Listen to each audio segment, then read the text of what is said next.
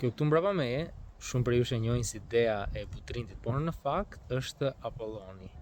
Perëndia Apollon, që është perëndia e dritës, e poezisë, e së drejtës, e shumë të virtuteve të tjera.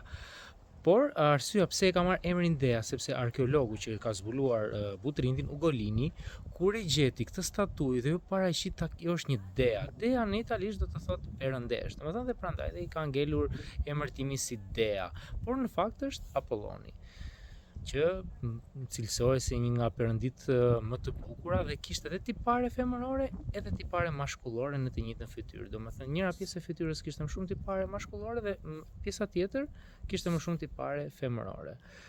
Një fakt interesant është se kjo është një replik.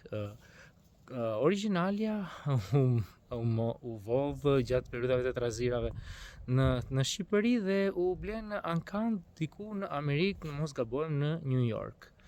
Kështu që ta dini historinë herës tjetër kur të vini ta shikoni.